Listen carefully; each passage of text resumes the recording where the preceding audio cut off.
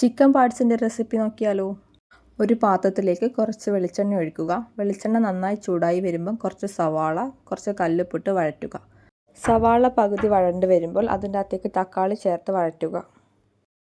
ഇഞ്ചി, പച്ചമുളക്, വെളുത്തുള്ളി, മല്ലി, പുതിന ഇതൊക്കെ കുറച്ച് ചതച്ച് വെച്ചത്.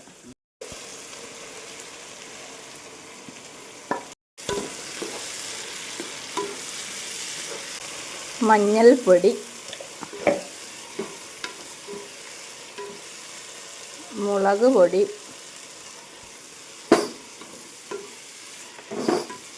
മല്ലിപ്പൊടി,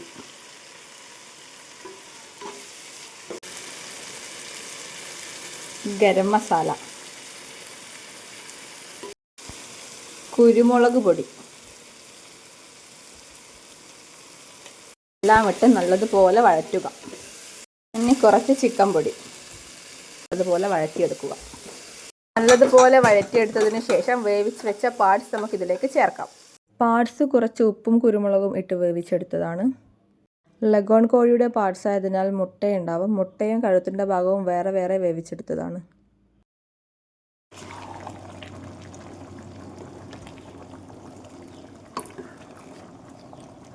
നല്ലതുപോലെ തിളച്ച കറിയൊക്കെ കുറുകി വരുന്ന സമയത്ത് നമുക്ക് കുറച്ച് മല്ലിയിലയും പുതിന ഇലയും ഇതിലേക്ക് ചേർത്ത് നല്ലതുപോലെ ഇളക്കി കൊടുക്കാം. ലാസ്റ്റായി കുറച്ച് പുളിനാരങ്ങയുടെ നീരും കൂടി ചേർത്ത് കഴിഞ്ഞാൽ നമ്മുടെ ടേസ്റ്റി ചിക്കൻ പാർട്സ് റെഡിയാണ്.